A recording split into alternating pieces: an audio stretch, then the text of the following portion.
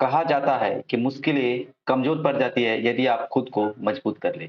जी हाँ दोस्तों, यदि आप ठान लेंगे कि हमें ये करना है, तो वो काम होके रहेगा। तो आपको क्या करना है, एकदम से रगड़ के पढ़ना है।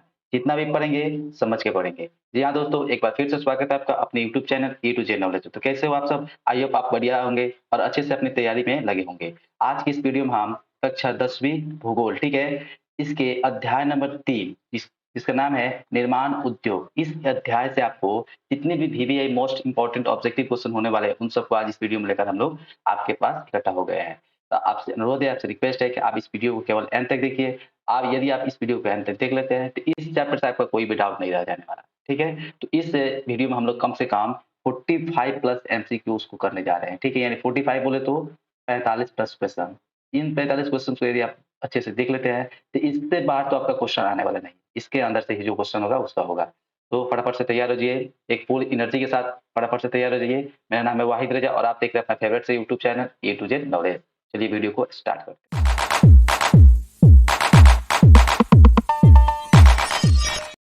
तो देखिए, यहाँ पर सबसे पहला क्वेश्चन में क्या कह दिया हमको, अध्याय नंबर 3 भूगोल का अध्याय नंबर 3 में क्या पहला क्वेश्चन है, भारत में सबसे पहले स्थापित लोहा इस्पात कंपनी निम्नलिखित में से कौन है? ठीक है, यानी भारत में सबसे पहले कौन-सा लोहा इस्पात कंपनी स्थापित हुआ था हमको बताना है, ठीक है? यहाँ पे 4 ऑप्शन है, बताइए फटाफट से कौन होगा? तो चलिए इसका राइट आंसर हो जाएगा ऑप्शन नंबर बी, ठीक है? टाटा लोहा इस्पात कंपनी। इसी को हम यदि शॉर्ट में बोले तो इसी को हम लोग टिस्को बोलते हैं। क्या लिखा गया है? टिस्को, टीआईएससीओ, टाटा लोहा इस्पात कंपनी। तो एक का आपका बी राइट हो जाएगा। चलिए नेक्स्ट में हम देखते हैं, हमारा 2 नंबर का प्रश्न पूछ दिया गया है। 2 नंबर हमारा प्रश्न कहता है, निम्नलिखित में से कौन उद्योग कृषि पर आधारित नहीं है? कोई भी प्रश्न आपके एग्जाम में यदि बोर्ड एग्जाम में आता है, तो उसको आप अच्छे से प्यार से पढ़िए, ठीक है? और फिर उसके ऑप्शंस को भी प्यार से देखिए और उसके बाद उसका आंसर करने का कोशिश कीजिए। कभी भी घबरा कर उसका आंसर गलत नहीं कर दीजिएगा, ठीक है? क्योंकि 1 नंबर आपका परीक्षा में मायने रखता है। तो 1 नंबर पाने के लिए कोई भी जल्दबाजी मत कीजिए, आराम से कीजिए। 1 घंटा का टाइम होता है, 1 घंटा में आप आराम से कीजिएगा। कह रहा है निम्नलिखित में से कौन उद्योग कृषि पर आधारित नहीं है? इनमें से कौन से उद्योग है जो कृषि पर आधारित नहीं है? तो इसका राइट आंसर बता दें, इसका right answer option number B, cement जो है वह कृषि पर आधारित उद्योग नहीं है। 2 का बी राइट हो जाएगा। चलिए नेक्स्ट में देखते हैं। नेक्स्ट हमारा आता है 3वां प्रश्न, कह रहा है निम्न में से कौन उपभोक्ता उद्योग है? यानी बताना है इनमें से कौन सा उद्योग एक उपभोक्ता उद्योग है, हमको बताना है। तो 3 का आपका ऑप्शन नंबर राइट ए हो जाएगा। चीनी उद्योग क्या है? एक उपभोक्ता उद्योग है। तो इस 3 का क्या हो जाएगा? ए राइट हो जाएगा। चलिए हम देखते हैं नेक्स्ट क्वेश्चन, यानी कि 4 की बात करें तो 4 में हमारा क्या आता है, निम्नलिखित में से कौन छोटे पैमाने का उद्योग है? ये भी प्रश्न पूछता है कि इनमें से कौन छोटे पैमाने का उद्योग है? तो यहाँ पर 4 ऑप्शन दिया है, चीनी उद्योग, कागज उद्योग, खिलौना उद्योग, विद्युत उपकरण उद्योग। ये 4 ऑप्शन दिए गए। तो फटाफट से बताइए इसका आंसर क्या हो जाएगा? तो चलिए इसका आंसर हम बताते हैं क्या हो जाएगा, ऑप्शन नंबर सी राइट हो जाएगा, खिलौना उद्योग। खिलौना उद्योग जो है वो छोटे पैमाने का उद्योग है। तो 4 का सी राइट हो जाएगा। अब हम लोग देखते हैं 5 नंबर प्रश्न। 5 में क्या पूछ दिया गया है, भोपाल त्रासदी में किस गैस का रिसाव हुआ था? ये बहुत ही इंपॉर्टेंट प्रश्न है, ठीक है? ये बहुत बार पूछा भी गया है कि भोपाल गैस त्रासदी में किस गैस का रिसाव हुआ था, ठीक है? तो चलिए इसका राइट आंसर आपको बता दें क्या हो जाएगा। इसका right answer option number C, methyl isocyanide, ठीक है? मिथाइल आइसोसाइनाइड जो एक खतरनाक गैस है, उसी का रिसाव हुआ था, ठीक है? भोपाल गैस त्रासदी में। तो 5 का सी राइट हो जाएगा। चलिए देखते हैं हम 6 नंबर प्रश्न। 6 में हमारा क्या प्रश्न पूछ दिया गया है, यहाँ पर लिखा गया है, हुगली औद्योगिकी प्रदेश का केंद्र है। हुगली औद्योगिक प्रदेश का केंद्र इनमें से कौन है? तो इसका राइट आंसर हो जाएगा option number A, Kolkata Rishra. क्या लिखा गया? कोलकाता रिसरा हुगली औद्योगिक प्रदेश का एक केंद्र है। ठीक है, ए राइट हो जाएगा। अब हम लोग देखिए नेक्स्ट क्वेश्चन, यानी कि 7 नंबर प्रश्न क्या कर रहा है, निम्नलिखित में से कौन उद्योग सार्वजनिक क्षेत्र के अंतर्गत आता है? ठीक है, इनमें से कौन सा उद्योग है जो सार्वजनिक क्षेत्र के अंतर्गत में आता है? तो फटाफट से आंसर बताइए क्या हो जाएगा। चलिए बताते हैं, 7 का आपका ऑप्शन नंबर सी राइट हो जाएगा, बोकारो लौ इस्पात उद्योग। बोकारो लौ इस्पात उद्योग जो है वह सार्वजनिक क्षेत्र के अंतर्गत में आता है। 7 का सी राइट हो जाएगा। अब हम लोग देखेंगे यहाँ पर 8 नंबर प्रश्न। 8 में क्या कह दिया गया है कि पहली आधुनिक, ठीक है, यहाँ पर सॉरी तो छूट गया है, तो पहली आधुनिक सूती मिल मुंबई में स्थापित की गई थी क्योंकि, यानी कि जी मुंबई में पहली आधुनिक सूती मिल स्थापित की गई थी, तो इसका कारण क्या था, क्यों किया गया था, हमको बताना है। तो चलिए बताते हैं, 8 का राइट आंसर हो जाएगा ऑप्शन नंबर डी, उपयुक्त सभी। उपयुक्त सभी बोले तो इसका ये सभी कारण है। इस समय मुंबई एक पतन है, ये भी कारण। यह कपास उत्पादक क्षेत्र के निकट स्थित है। मुंबई में पूंजी उपलब्ध थी। ये तीनों क्या है, इसके कारण थे। मुंबई में पहला सूती मिल खोलने का क्या कारण था कि मुंबई एक पतन है। यह कपास उत्पादन क्षेत्र के निकट स्थित है। मुंबई में पूंजी उपलब्ध थी। ये क्या हो गया, तीनों इसका कारण थे। उपयुक्त डी हो जाएगा। तो 8 का डी राइट हो जाएगा। अब हम लोग देखते हैं 9 नंबर प्रश्न। 9 में क्या पूछ दिया गया है प्रश्न, सिंदरी। सिंदरी कहाँ स्थित है, यहाँ पूछा गया है कि सिंदरी, सिंदरी इनमें से कहाँ स्थित है। तो 9 का आपका ऑप्शन नंबर बी राइट हो जाएगा, झारखंड। झारखंड में क्या है वह, सिंध। देखते हैं नेक्स्ट क्वेश्चन। नेक्स्ट क्वेश्चन हम आता है 10 नंबर। कह रहा है चीनी उत्पादन में अग्रणी राज्य कौन है। इनमें से कौन सा राज्य जो चीनी का उत्पादन सबसे आगे है, चीनी के उत्पादन में सबसे आगे है। तो 10 का आपका ऑप्शन नंबर ए सही हो जाएगा, उत्तर प्रदेश। उत्तर प्रदेश जो राज्य है वह चीनी उत्पादन में अग्रणी राज्य है, यानी आगे रखा है राज्य। तो 10 का ही राइट होगा। चलिए हम देखते हैं यहाँ पे 11 नंबर प्रश्न। 11 में क्या पूछ दिया गया है, इनमें कौन सूती वस्त्र उत्पादन में अग्रणी है। यानी इनमें से कौन सा राज्य है, यानी कौन सा शहर है जो सूती वस्त्र का उत्पादन सबसे ज्यादा करता है, यानी सबसे उसमें उसके उत्पादन में सबसे आगे है। 11 का बता दें कोई आंसर ए हो जाएगा, कानपुर। कानपुर में सूती वस्त्र का उत्पादन सबसे ज्यादा होता है। 11 का ई राइट होगा। अब हम लोग देखते हैं 12 नंबर प्रश्न। 12 में पूछ दिया गया है इनमें कौन इस्पात केंद्र समुद्र के निकट है। ठीक है, इसमें कौन होगा, कौन, ठीक है, इसमें कौन इस्पात केंद्र है समुद्र के निकट है, हमको बताना है। इनमें से कौन सा इस्पात केंद्र है, फटाफट से बताइए। तो 12 का आपका ऑप्शन में बता दें क्या हो जाएगा, ये हो जाएगा भद्रावती। भद्रावती जो है वह समुद्र के निकट वाला इस्पात केंद्र है। तो 12 का ई राइट होगा। अब हम लोग देखेंगे 13 नंबर।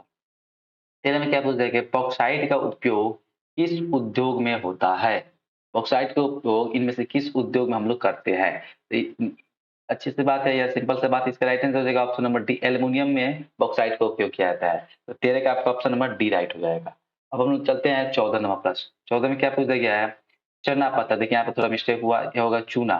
चूना पत्थर का उपयोग किस उद्योग में होता है, हमको बताना है। ठीक है, देखिए हाँ, देखिए आप क्वेश्चन हम पढ़ रहे हैं, आप सुन रहे हैं, तो समझिए केवल हम है और आप है, हमारे दोनों के सिवा इसमें कोई भी नहीं। ठीक है, तो फटाफट से आप क्वेश्चन पढ़िए, फटाफट से आंसर दीजिए। ठीक है, समझिए आपका एक रिवीजन टाइप हो रहा है, आप रिवीजन कर रहे हैं, आपके सामने क्वेश्चन आ रहा है, आप आंसर देते जा रहे हैं, देते जा रहे हैं, देते जा रहे हैं। ठीक है, इसका रिवीजन हो रहा है आपका। इस प्रकार से पढ़ते जाइए। अब पूछेगा कि चूना पत्थर का उपयोग किस उद्योग में होता है, हमको बताना है। चूना पत्थर का उपयोग किसमें होता है, तो चलिए इसका राइट आंसर हो जाएगा ऑप्शन नंबर बी, चूना पत्थर का उपयोग सीमेंट में किया जाता है। ठीक है, तो राइट हो जाएगा, बी हो जाएगा। अब हम देखते हैं 15 नंबर। 15 में क्या पूछ दिया गया है, भारत में जूट के कितने कारखाने हैं, हमको बताना है। तो इनमें से बताना है कि भारत में जूट का कितना कारखाना हमारे देश में है। ठीक है, तो 12 का आपका सॉरी 15 का आपका बता दें क्या हो जाएगा, ये हो जाएगा 77। भारत में जूट के कितने कारखाने हैं, तो 77 कारखाने, तो 15 का ए राइट होगा।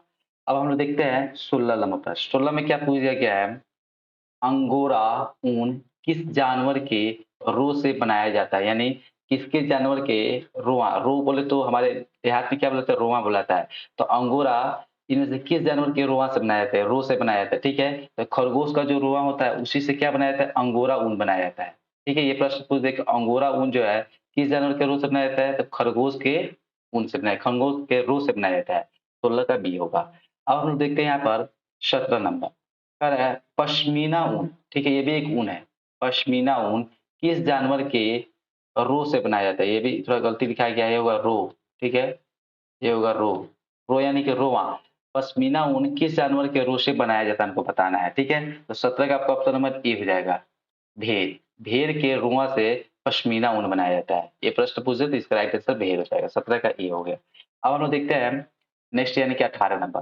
भारत में तांबा गलाने का आधुनिक कारखाना सबसे पहले कहाँ खुला, यानी भारत में वो कौन सा जगह है जहाँ पर तांबा गलाने का कारखाना खुला था। ठीक है, तो 18 का आपका ऑप्शन बता देखिए, हो जाएगा सी हो जाएगा, घाटशिला में खुला था। भारत के घाटशिला स्थान पर तांबा गलाने वाला कारखाना सबसे पहले खुला था। 18 का सी राइट होगा। अब हम देखते हैं 19 नंबर प्रश्न। क्या पूछा गया है, कहाँ का रेलवे वर्कशॉप एशिया में सबसे पुराना है। तो देखिए यदि आपको ये प्रश्न पढ़कर अच्छा लग रहा है, वीडियो में समझ में आ रहा है, इससे आपका कुछ भी हेल्प हो रहा है, प्लीज हमारे मेहनत के लिए, हमारे मोटिवेशन के लिए एक वीडियो को लाइक जरूर कर दीजिए। ठीक है, तो चलिए अब इसके क्वेश्चन देखते हैं। कहाँ का रेलवे वर्कशॉप एशिया में सबसे पुराना, हमको बताना है। इनमें से कहाँ का है तो बताइए। तो राइट आंसर इसका हो जाएगा option number D, Jamalpur. Jamalpur का रेलवे वर्कशॉप एशिया में सबसे पुराना वर्कशॉप है, हमको बताना। ठीक है, जो जमालपुर का जो रेलवे वर्कशॉप है वो एशिया का सबसे पुराना वर्कशॉप है। तो 19 का डी राइट होगा। अब हम लोग देखते हैं 20 नंबर। ठीक है, भारत का कौन सा नगर इलेक्ट्रॉनिक उद्योग की राजधानी में है? ठीक है, इलेक्ट्रॉनिक उद्योग, ठीक है? तो इसका राइट आंसर हो जाएगा ऑप्शन नंबर बी, ठीक है, बेंगलुरु। 20 का आपका ऑप्शन नंबर बी राइट हो जाएगा। और कहा भी जाता है कि इलेक्ट्रॉनिक का शहर किसे कहा जाता है? तो बेंगलुरु कहा जाता है, ये भी आपको मालूम चाहिए। इलेक्ट्रॉनिक का शहर बेंगलुरु, नवाबों का शहर लखनऊ, उसी प्रकार से इलेक्ट्रॉनिक का जो शहर आता है वो क्या आता है? बेंगलुरु आता है। तो वही प्रश्न में था कि भारत का कौन सा नगर इलेक्ट्रॉनिक उद्योग की राजधानी में है? इसका राइट हो जाएगा बेंगलुरु, ठीक है? क्लियर? तो 20 का बी राइट होगा। अब हम लोग देखते हैं 21 बेंगलुरु किस राज्य में है हमको बताना है। देखिए एक आसान सा प्रश्न है, तो बेंगलुरु किसकी राजधानी है? तो कर्नाटक की राजधानी बेंगलुरु है। तो आपका 21 का राइट आंसर क्या हो जाएगा? ए हो जाएगा। कर्नाटक की राजधानी बेंगलुरु है, तो कर्नाटक राज्य में क्या पड़ता है? बेंगलुरु पड़ता है। तो आपका बेंगलुरु 21 का ए राइट हो जाएगा। अब आता है हमारा 22वां प्रश्न, ठीक है, सिंपल सा। भारत में पहला उर्वरक संयंत्र कहाँ स्थापित किया गया था? आपको बताना है, ठीक है। उर्वरक संयंत्र, ठीक है, हमको बताना है कि सबसे पहला उर्वरक संयंत्र भारत में कहाँ पे स्थापित किया गया था? तो 22 का आपका ऑप्शन नंबर सी राइट हो जाएगा, रानीपेट में। रानीपेट एक जगह है जहाँ पर सबसे पहला उर्वरक संयंत्र स्थापित किया है।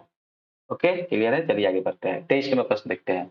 23 में क्या बोल दिया गया है कि हिंदुस्तान हिंदुस्तान ए एरोनॉटिक, ठीक है, हिंदुस्तान एरोनॉटिक इंडिया लिमिटेड कहाँ पर स्थित है? सॉरी, नाम है हिंदुस्तान एरोनॉटिक इंडिया लिमिटेड, कहाँ पर स्थित हमको बताना है। तो इसका राइट आंसर हो जाएगा आपका ऑप्शन नंबर ए, बेंगलुरु में है, ठीक है। यह जो है कहाँ पे है? तो बेंगलुरु में। 23 का ए राइट हो जाएगा। अब हम लोग नेक्स्ट में चलते हैं 24 नंबर, दम घोटू गैस। अब देखिए दम घोटू गैस निम्नलिखित में किसे कहा जाता है? यहाँ पे ऑप्शन दिया गया H2S, hydrogen sulphide, SO2, sulphur dioxide, Cl2, chlorine gas, CO यानी कार्बन मोनोऑक्साइड, ठीक है। तो हमको बताना है इन चारों गैस में से किस गैस को दम घोटू गैस कहा जाता है, हमको बताना है, ठीक है। तो 24 का आपका बता दे क्या हो जाएगा? डी हो जाएगा, कार्बन मोनोऑक्साइड, ठीक है, CO, कार्बन मोनोऑक्साइड को दम घोटू गैस कहा जाता है, या याद हो जाए, ठीक है। ये आपके दिमाग में या आपके जहन में होना चाहिए कि दम घोटू गैस किसे कहा जाता है? तो कार्बन मोनोऑक्साइड को कहा जाता है, CO को कहा जाता है। 24 का डी राइट होगा। अब हम लोग देखते हैं 25 नंबर। 25 में हमारा आता है बहुत अच्छा सा प्रश्न आने वाला है आगे भी। सलेम किस राज्य में है? ठीक है, पूछा गया कि सिंपल सा एक बात पूछ दिया गया कि सलेम किस राज्य में स्थित है, हमको बताना है। तो 25 का आपका ऑप्शन नंबर बी राइट हो जाएगा, तमिलनाडु में। समील सलेम जो है कहाँ पे है? तो तमिलनाडु में है। इसका राइट आंसर बी हो जाएगा। अब हम देखते हैं 26 नंबर पर। 26 में हमारा क्या आता है? भोपाल गैस त्रासदी। भोपाल गैस त्रासदी किस वर्ष हुई थी?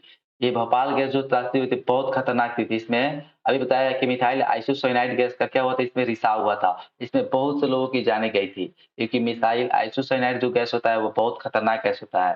तो जो भोपाल गैस त्रासदी हुई थी, तो वही बताना है कि यह कब हुआ था, हमको बताना है। तो 26 का आपका ऑप्शन नंबर बी राइट हो जाएगा। 1984 ईस्वी में भोपाल गैस त्रासदी हुआ था। यदि आपसे पूछ दिया कि इसमें किस गैस का रिसाव हुआ था, इसका हो जाएगा मिथाइल आइसोसाइनाइड, मिथाइल आइसोसाइनाइड, ठीक है, साइनाइड होता है। मिथाइल आइसोसाइनाइड गैस का इसमें क्या हुआ था? रिसाव हुआ था। 26 का बी राइट हो जाएगा। अब हम चलते हैं नेक्स्ट क्वेश्चन यानी कि 27 नंबर में। क्या कह रहा है? इनमें कौन उद्योगों की स्थिति का प्रभाव कारक नहीं है? तो होता है इनमें से कौन उद्योगों की स्थिति का प्रभाव कारक नहीं है? तो 27 का आपका ऑप्शन नंबर ए राइट हो जाएगा, जनसंख्या। ठीक है, जनसंख्या जो इसमें से कोई प्रभाव कारक नहीं है, 27 का ए राइट होगा। 28 में देखते हैं क्या कर रहा है। 28वां प्रश्न है टिस्को की स्थापना किस वर्ष की गई थी, आपको बताना है। तो टिस्को की स्थापना इनमें से कब हुई थी? इसका राइट आंसर 1869 में। टिस्को की स्थापना कब हुई थी? तो 1869 में हुई थी। 28 का बी राइट होगा। 29 नंबर में चलते हैं। तो 29 नंबर हमारा क्या पूछ दिया गया है? भारत में कॉटन पॉलिश किस नगर को कहा जाता है? किस नगर को कॉटन पॉलिश नगर के नाम से जाना जाता है? इसका राइट आंसर हो जाएगा ऑप्शन नंबर सी, चेन्नई को कॉटन पॉलिश नगर के नाम से जाना जाता है। ये याद रखना चाहिए। 29 का सी राइट हो जाएगा। अब आगे बढ़ते हैं, हम चलते हैं 30 नंबर की तरफ। 30 नंबर में क्या प्रश्न पूछ दिया गया है? गन्ने के 10 टन रस से कितनी चीनी बनती है? देखिए, आप लोग तो ये तो जानते हैं कि गन्ना से क्या निकलता है? रस निकलता है, और उसी रस से क्या बनाया जाता है? चीनी बनाया जाता है, गुड़ बनाया जाता है। तो वही हमें बताना है, यदि गन्ना से 10 टन रस निकलता है, मान लीजिए किसी गन्ना कोई गन्ना है, बहुत सारा गन्ना है, उससे कितना 10 टन रस निकला, तो इस 10 टन रस से हम कितना चीनी बना सकते हैं, हमको बताना है। तो 30 का आपका ऑप्शन नंबर डी राइट हो जाएगा, 5 टन। देखिए सीधा आधा हो गया, यानी यदि 10 टन रस रहता है तो चीनी कितना बनता है? 5 टन। तो 20 टन हुआ तो 10 टन यानी आधा हो गया। तो 10 टन रस से कितना चीनी? तो 5 टन चीनी बनेगा। इसका डी राइट होगा। अब हम लोग चलते हैं 31 नंबर में। 31 में क्या पूछ दिया गया है क्वेश्चन? रेडीमेड वस्त्र पार्क का स्थापना कहाँ की गई? रेडीमेड वस्त्र पार्क की स्थापना कहाँ पे किया गया? ये पार्क है, कौन पार्क है? रेडीमेड वस्त्र पार्क। इसकी स्थापना कहाँ पे हुआ था हमको बताना है। यहाँ पे कहाँ होगा, कहाँ पे हुआ था हमको बताना है। तो 21 का आपका ऑप्शन में बी हो जाएगा। सु सुखो माजरी गाँव, सुखो माजरी गाँव। देखिए ये गाँव का नाम याद कर लीजिए, सुखो माजरी गाँव। यह एक ऐसा गाँव है जहाँ पर रेडीमेड वस्त्र पार्क का स्थापना हुआ था। 21 का बी राइट होगा। अब नेक्स्ट देखते हैं 32 नंबर प्रश्न। 32 में बोले तो क्या कह रहा है? कच्चे माल पर आधारित नहीं होने वाला उद्योग क्या कहलाता है? तो बताना है नहीं होने वाला, कच्चे माल पर आधारित नहीं होने वाला उद्योग क्या कहलाता है हमको बताना है। तो 32 का सी राइट हो जाएगा, फुटलूस उद्योग। ऐसे उद्योग को हम लोग क्या बोलते हैं? फुटलूस उद्योग। जैसे वैसे उद्योग जो कच्चे माल पर आधारित ना हो, उस उद्योग को क्या बोलते हैं? फुटलूस उद्योग। ठीक है, तो 32 का सी राइट होगा। अब हम लोग देखते हैं 33 नंबर प्रश्न। 33 में क्या पूछ दिया गया है? नेपाल नगर, सॉरी नेपा नगर, नेपाल नहीं है, सॉरी मिस्टेक, नेपा नगर। नेपा नगर किस उद्योग के लिए प्रसिद्ध है? यानी ये जो नगर है इसमें कौन सा उद्योग सबसे ज्यादा होता है, यानी किस उद्योग के लिए यह प्रसिद्ध है? तो इसका राइट आंसर हो जाएगा ऑप्शन नंबर सी, अखबारी कागज। यहाँ पर सबसे ज्यादा अखबारी कागज का उद्योग है। तो नेपाल, सॉरी 33 से क्या हो जाएगा? सी हो जाएगा। अब हम लोग देखते हैं 34 नंबर। 34 में इस प्रकार का प्रश्न है कि भद्रावती में कौन उद्योग स्थापित है? तो भद्रावती कोई स्थान है, यहाँ पर कौन सा उद्योग है? ठीक है, तो 34 का आपका ऑप्शन नंबर सी हो जाएगा। रासायनिक खाद, यानी जितने भी अधिकतर खाद होते हैं वो कहाँ पे होते हैं? तो भद्रावती में स्थापित है। 34 का सी राइट होगा। अब आता है हमारा 35 नंबर प्रश्न। 35 में देखते हैं क्या कह रहा है। इनमें कौन छोटे पैमाने का एक उद्योग हमको बताना है। छोटे पैमाने का उद्योग इनमें से कौन एक है? तो 35 का आपका ऑप्शन नंबर सी हो जाएगा, गुड़ उद्योग। गुड़ यानी बोले तो मीठा, हम लोग तो देहाती भाषा में इसको गुड़ को क्या बोलते हैं? मीठा बोलते हैं। तो गुड़ उद्योग को क्या बोलते हैं? छोटे पैमाने का एक उद्योग बोला जाता है। तो 35 का सी राइट होगा। अब हम लोग देखते हैं 36 नंबर। 36 में क्या हमारा आता है? जूट उद्योग के सबसे अधिक कारखाने कहाँ मिलते हैं? जूट उद्योग का सबसे अधिक कारखाना इनमें से कहाँ पे मिलता है? ठीक है, हमको बताना है। तो 36 का आपका ऑप्शन नंबर डी हो जाएगा, महानदी तट पर। महानदी के तट पर गुड़ उद्योग का सबसे अधिक कारखाना देखने को मिलता है। 36 का डी राइट होगा। अब हम लोग देखते हैं 37 नंबर। 37 में प्रश्न थोड़ा इस प्रकार से है कि बिहार राज्य के किस क्षेत्र में चीनी की अधिक अभी क्षेत्र में चीनी की अधिकतर मिलें स्थापित है? देखिए 2 बार यहाँ पे हो गया है। तो इस प्रकार से बिहार राज्य के किस क्षेत्र में चीनी की अधिकतर मिलें स्थापित है? बिहार का वह कौन सा क्षेत्र जहाँ पर सबसे ज्यादा चीनी की मिलें है, यानी जहाँ पे चीनी बनाया जाता है, कौन कौन सा वह राज्य है? इसका राइट आंसर हो जाएगा option number C, Patna. Patna में चीनी के सबसे अधिक मिल है। 37 का सी राइट हो जाएगा। 38 नंबर प्रश्न की तरफ चलते हैं। 38 में प्रश्न इस प्रकार से है, इनमें कौन कृषि आधारित उद्योग नहीं है? यानी कृषि पे कौन से इसमें से आधारित उद्योग नहीं है? इसका राइट आंसर हो जाएगा ऑप्शन नंबर तो यहाँ पे देखते हैं क्वेश्चन फिर से। इनमें से कौन कृषि आधारित उद्योग नहीं है, हमें बताना है। कौन है जो कृषि पर आधारित नहीं है? तो 38 का आपका ऑप्शन क्या हो जाएगा? सी हो जाएगा, सीमेंट उद्योग। सीमेंट जो उद्योग है वो क्या है? कृषि पर आधारित नहीं है। 38 का सी राइट हो जाएगा। चलते हैं हम 39 नंबर प्रश्न पर। 39 में क्या पूछ दिया गया है? आभूषण निर्माण किस प्रकार के उद्योग का उदाहरण है? किस प्रकार के उद्योग का उदाहरण है? आभूषण निर्माण किस प्रकार के उद्योग का उदाहरण है, हमको बताना है। ठीक है, तो 39 का आपका ऑप्शन नंबर सी हो जाएगा, छोटे पैमाने का उद्योग। ठीक है, आभूषण निर्माण जो है वह छोटे पैमाने के उद्योग का उदाहरण है। 39 का सी राइट होगा। अब हम लोग देखते हैं 40 नंबर में। 40 में क्या पूछ दिया गया है? इस प्रकार से प्रश्न है कि महाराष्ट्र का चीनी उद्योग और होगा, महाराष्ट्र का चीनी उद्योग और गुजरात का अमूल उद्योग किस श्रेणी में आता है? महाराष्ट्र का चीनी उद्योग और गुजरात का अमूल उद्योग किस श्रेणी में आता है? ठीक है, सॉरी थोड़ा आगे चला गया, पीछे आते हैं। चलिए यहाँ पे है, महाराष्ट्र का चीनी उद्योग और गुजरात का अमूल उद्योग, ये दोनों किस श्रेणी में आते हैं हमको बताना है। तो इसका राइट आंसर है ऑप्शन नंबर सी, निजी उद्योग में आते हैं। दोनों क्या आते हैं? निजी उद्योग में शामिल है। 40 का सी राइट होगा। आप देखते हैं 41 नंबर प्रश्न। 41 में क्या प्रश्न पूछ दिया गया है? किस राज्य में वस्त्र उद्योग के कारखाने नहीं है? यानी वो कौन सा राज्य जहाँ पे वस्त्र उद्योग के कारखाने ही नहीं है? बिल्कुल नहीं है। तो 41 का आपका ऑप्शन में क्या हो जाएगा? सी हो जाएगा, मेघालय। मेघालय राज्य में कोई भी वस्त्र का उद्योग नहीं होता है। 41 का सी राइट होगा। अब हम लोग देखते हैं 42वाँ प्रश्न। 42 में क्या पूछ दिया है प्रश्न? 42 प्रश्न कुछ इस प्रकार से 42 नंबर। मुंबई में पहले आधुनिक सूती वस्त्र मिल किस कारण स्थापित हुई? हमको बताना है, ठीक है? यानी मुंबई में जो सूती वस्त्र स्थापित हुई थी, वह किसके कारण हुई थी? इसका राइट आंसर होगा ऑप्शन नंबर डी। यहाँ भी सही, ये शुरू में ही प्रश्न हमको मिल गया था। चलिए इसको हम नेक्स्ट करते हैं। अब हमारा आता है 42 नंबर प्रश्न, सॉरी 43 नंबर प्रश्न। 43 में क्या प्रश्न कहता है? हुगली औद्योगिक क्षेत्र का विस्तार है, कहाँ से कहाँ तक है? हमको बताना है, ठीक है? तो इसका राइट आंसर हो जाएगा option number C, Bansberia, Bansberia Bindla Nagar, Bansberia Bindla Nagar, ठीक है? 43 का सी राइट हो जाएगा। और हम चलते हैं 44 में। 44 में देखते हैं क्या कर रहा है? सार्वजनिक क्षेत्र के अंतर्गत शामिल कारखाना कौन है? पूछा है कि सार्वजनिक क्षेत्र के अंतर्गत सार्वजनिक क्षेत्र कारखाना इनमें से कौन है? इसका right answer option number B, Bokaro लॉ इस्पात कंपनी, ठीक है? बोकारो लॉ इस्पात। 44 का बी राइट हो जाएगा। अब हम लोग देखते हैं 45 नंबर। 45 में क्या प्रश्न पूछ दिया गया है? निम्नलिखित में कौन उपभोक्ता उद्योग है? हमें बताना है, इनमें से कौन जो है वह उपभोक्ता उद्योग है? इसका सी राइट हो जाएगा। चीनी उद्योग को उपभोक्ता उद्योग कहा जाता है। 45 का सी राइट होगा। अब हम लोग देखते हैं 46 में। 46 नंबर प्रश्न में क्या पूछ दिया गया है?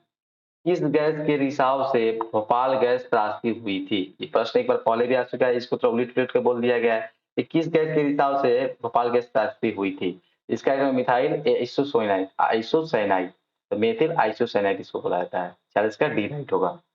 अब आते हैं हम इस सेशन के लास्ट पर 47 नंबर में। क्या पूछ दिया गया है?